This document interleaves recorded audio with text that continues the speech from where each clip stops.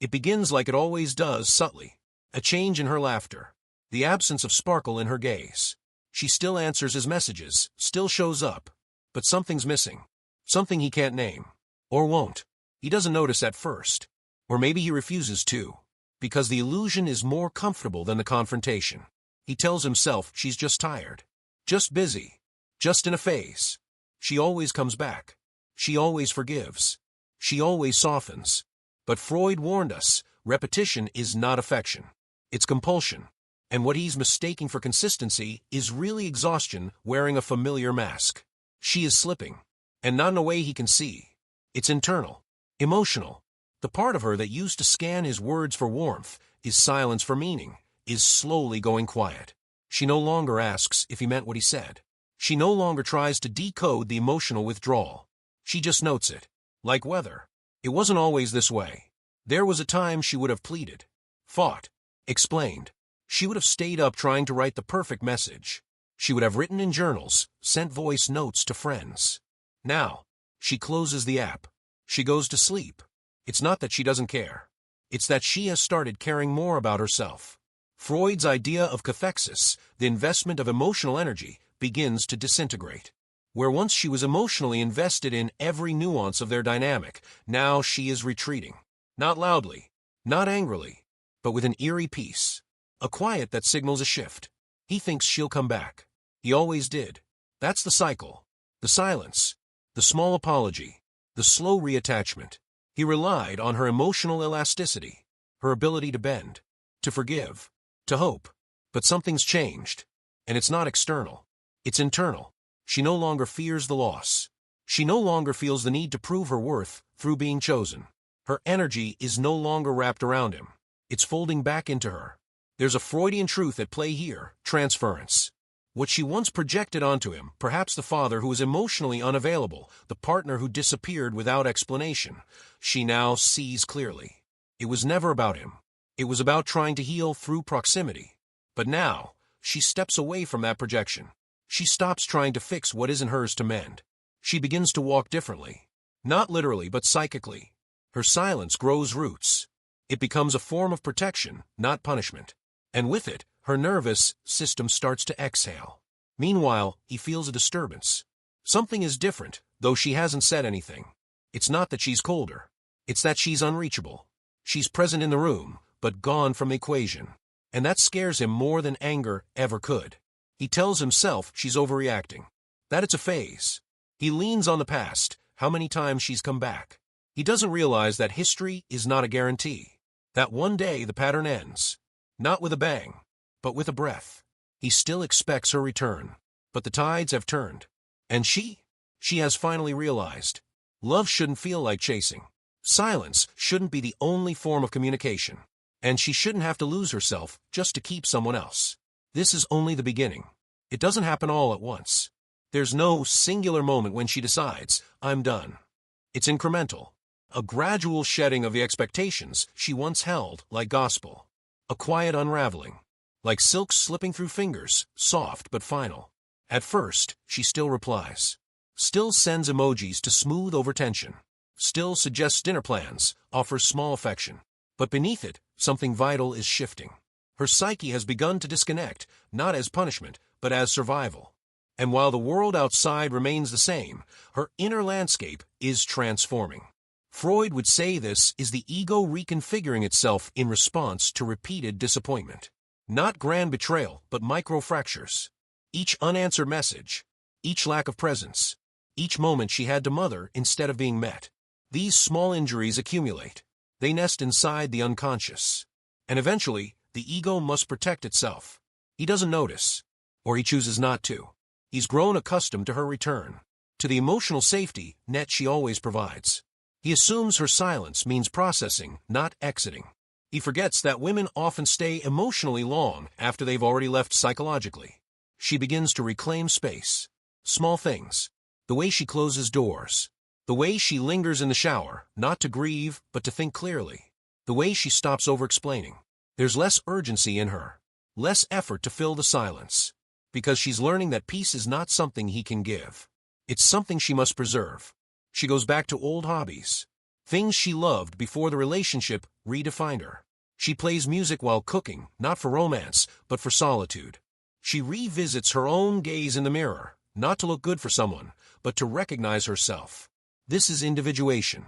In Jungian and Freudian terms, individuation is the process of integrating all aspects of a psyche, the conscious and unconscious, the wounded child and the adult, the nurturer and the boundary setter. Her departure is not an escape. It is a ritual of integration. She is no longer satisfied with emotional breadcrumbs. The intermittent reinforcement, the brief periods of affection followed by long spells of distance, once held her captive. Like a gambler who keeps pulling the lever in hopes of winning. But now she sees the game, and she walks away from the machine. She has realized affection shouldn't feel like reward, and love should not come with terms. He still assumes it's temporary. She's done this before, right? Taken space, gotten quiet. But what he doesn't know is that this time, the quiet is different. It's no longer a strategy. It's a truth. It's the sound of her no longer willing to be an echo of herself. He reaches out less frequently, thinking time will soften her. But time, for her, is doing something else. It's softening the addiction. To his chaos. To the hope. To the story. She writes less in her journal about him. More about herself. Her dreams. Her anger. Her body. Her future. This is not detachment from love. It is reconnection to self. Freud described repression as a defense. But when defense becomes the default, we become strangers to ourselves. She has lived too long in repression, a voice of need, of desire. Now, her silence is not repression, is recalibration. She starts to imagine life without him. Not as fantasy, but as reality. She can see it now, mornings that don't begin with dread. Evenings that don't end in confusion. A bed that feels like hers. A life where she no longer negotiates her worth in conversations that leave her hollow. He still clings to the image of her, the one who waited, the one who asked, "Are you okay?" even when she was the one bleeding. He doesn't understand that her softness wasn't weakness, it was hope. And now that hope is gone, he might tell himself she's going through something, that she'll come back when she calms down. But he misunderstands the silence. It is not chaos. It is clarity. She deletes the chat history, not as an act of erasure, but as an act of closure. She visits places they went together, alone, not to remember, but to reclaim. She takes back the moments she gave too much. She takes back the words she said too gently. She takes back the nights she cried in silence so he wouldn't feel blamed. And slowly he begins to feel it, not just her absence, but his own emptiness. The way she carried their connection, the way she created meaning, the way she bridged the distance with empathy. She no longer builds bridges, because love without accountability is a weight, and she has decided to set it down. There is a Freud quote she once underlined in a book: being entirely honest with oneself is a good exercise. That's what she's doing now. She's being honest. About what she felt. About what she needed. About the ways she silenced herself to stay. And now that honesty is building her next chapter. It may not look like a grand transformation. There are no viral montages. No dramatic announcements. Just a woman finally listening to the part of her that whispered, "You deserve more than almost." This is the slow extraction of the self. A rebirth in silence. A return to her own center. And for him, the realization comes too late. He thought she'd come back. Until he understood. She was never the one who left. She was the one who stayed too long. It's not until he reaches for her and finds only echoes that the truth begins to crystallize. The text she used to send, the check-ins, the good mornings, the affirmations, are no longer there. The digital trail, once pulsing with her presence, is now quiet. He stares at the screen, unsure whether to send a message or sit with the weight of her absence. He chooses the latter, not yet ready to acknowledge what's already unfolding. She's not coming back. This is when it begins to hit him. Not all at once, but in waves. The unconscious finally surfaces. Freud wrote about the return of the repressed, how what we ignore eventually comes back louder, disguised. Her silence is no longer just quiet. It's a statement. And now it's a scream in his world. He checks her social media, looking for signs. Is she seeing someone? Has she posted something cryptic? Something angry? But what unsettles him is the lack of anything provocative. There is no rage, no indirect quotes, no evidence of a broken heart. What he finds instead is softness, peace, laughter with friends, captions filled with self-affirmation, not heartbreak. It's easier to respond to rage. Rage would have meant she still cared. But what he sees now is detachment, and it terrifies him. She's not angry. She's indifferent. He begins to remember moments he brushed off. Her eyes the night she asked, "Do you ever think about us?" And he replied, "What's there to think about?" Her silence afterward. The way she turned over in bed. The way she curled into herself. At the time, he thought she was moody. Now he understands. She was grieving the relationship in real time. He replays conversations, now hearing the things he couldn't then. Her pleas disguised as calm. Her disappointment hidden in laughter. Her vulnerability wrapped in sarcasm. He realizes how much she said that he never heard. Because he was listening through the filter of comfort, not care. Freud would say that we defend against unbearable truths. That we rationalize, deflect, minimize. And that's exactly what he did.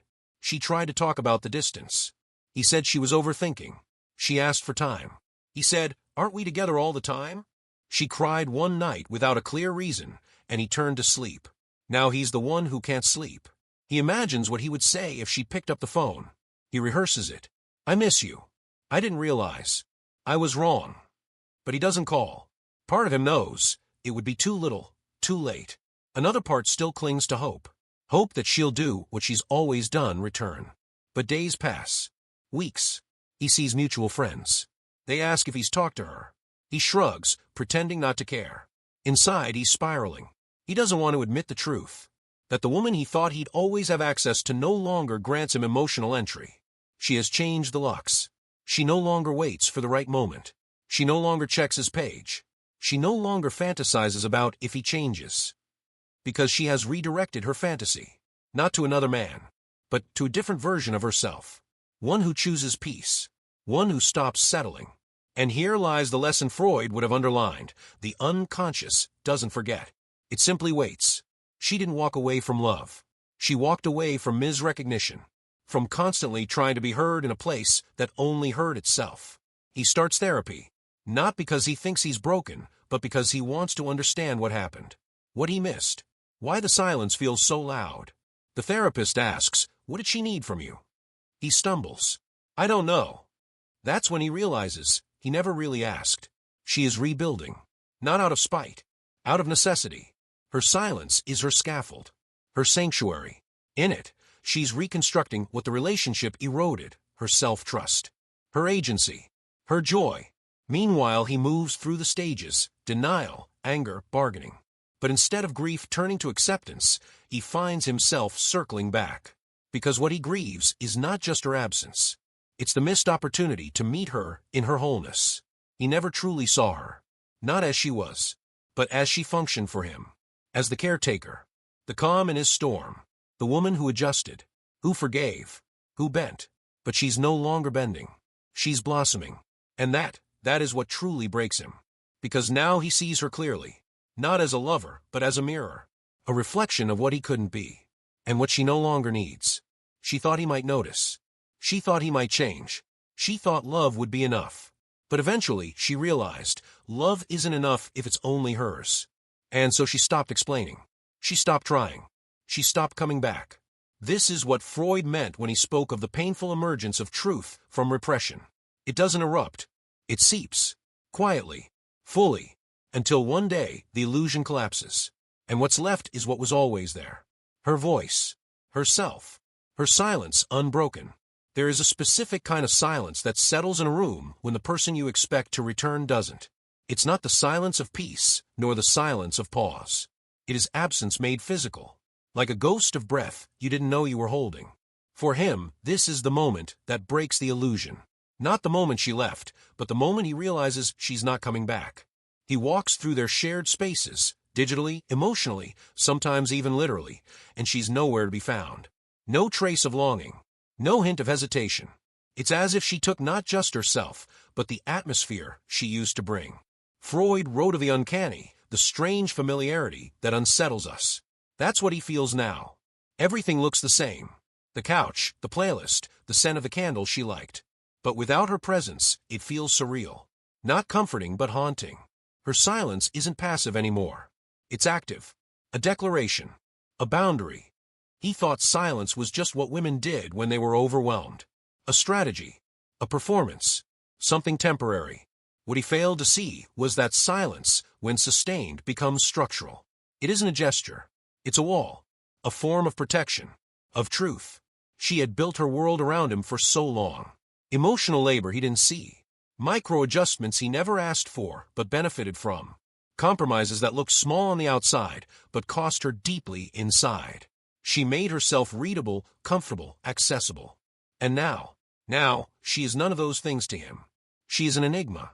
Not because she changed suddenly, but because he never really knew the depth of her inner world to begin with. He starts seeing her in memories now. Not fantasies. Real memories. The way she'd hesitate before speaking. The slight flinch when he'd cut her off. The effort it took her to stay silent when he was defensive. He didn't notice those things before. But now, with the silence growing, he can't unsee them. Freud's theories tell us that we construct defenses not just to protect ourselves, but to avoid responsibility. His comfort with her presence was a defense. A way to never face what her emotional availability actually covered for is unavailability. Now, with her gone, that shield is gone too. He remembers something she said once, "One day I'll stop explaining." At the time, it sounded like an empty threat. Now it feels like prophecy. She's not ignoring him. She's protecting herself from being unheard again. He sends a message. Something vague. "Hey, just wanted to check in." He stares at the screen for hours. No reply. He types again. Deletes it. Wonders if she blocked him. Wonders if she read it and rolled her eyes. But the truth is simpler. She saw it. She chose not to respond. Not out of cruelty. Out of clarity. She knows what response would do.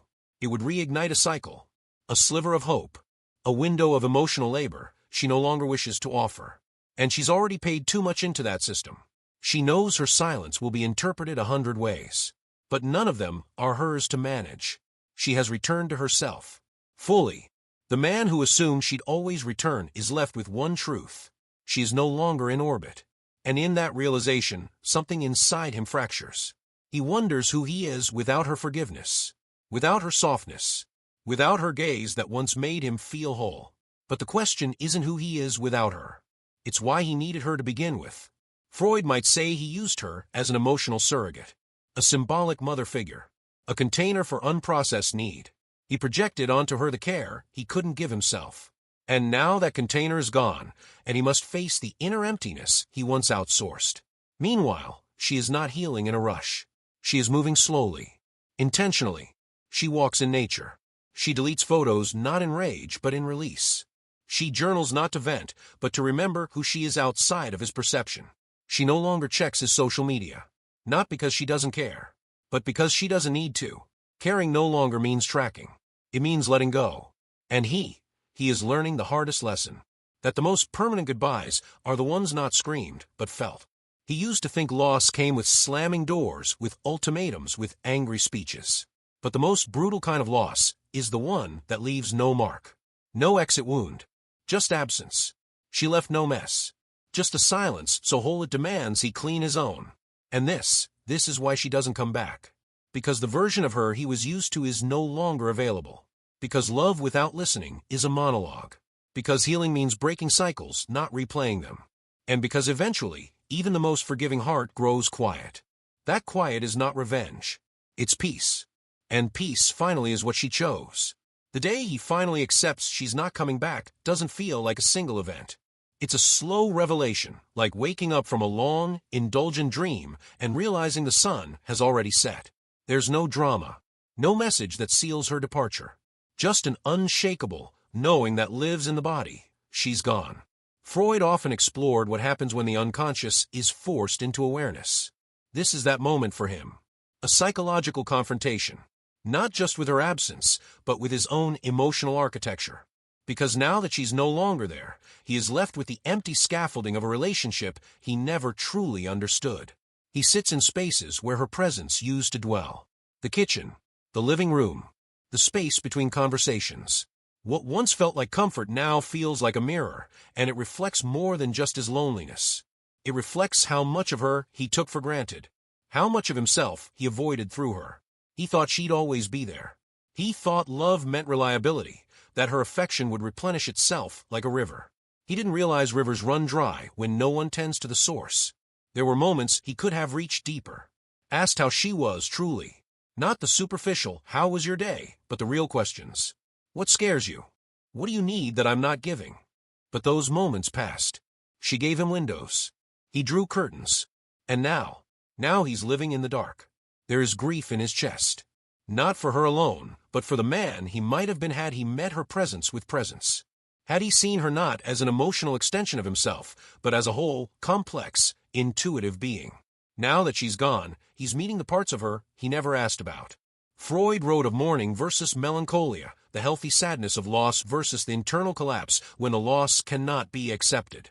What he feels is not yet mourning. It is melancholia, because he hasn't let her go. He still scans messages, replays old voicemails, hopes her name appears when his phone buzzes. But she doesn't call. She doesn't check.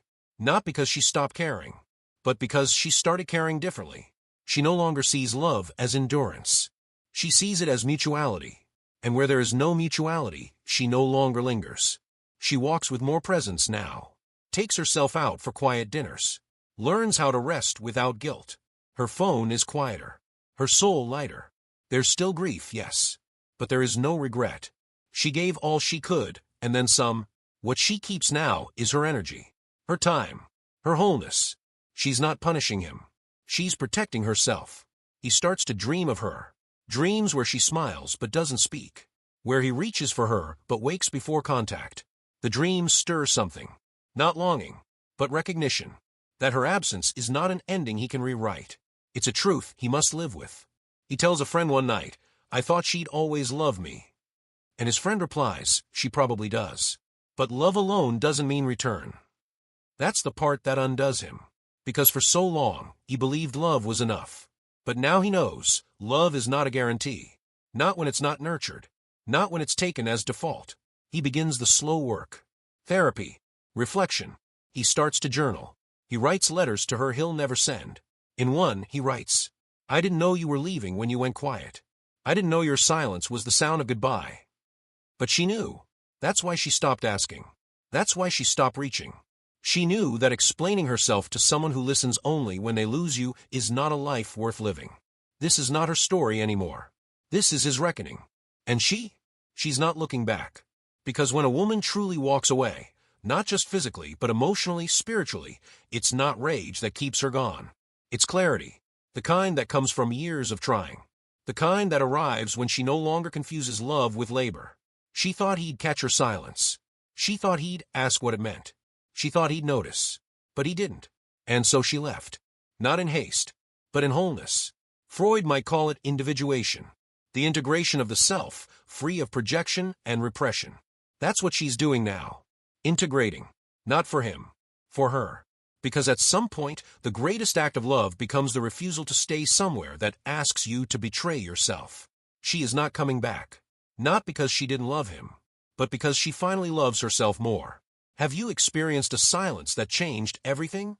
Share your story below. Your words might help someone let go with grace. If this story moved you, like and subscribe for more reflections on emotional healing, the unconscious mind, and relationships.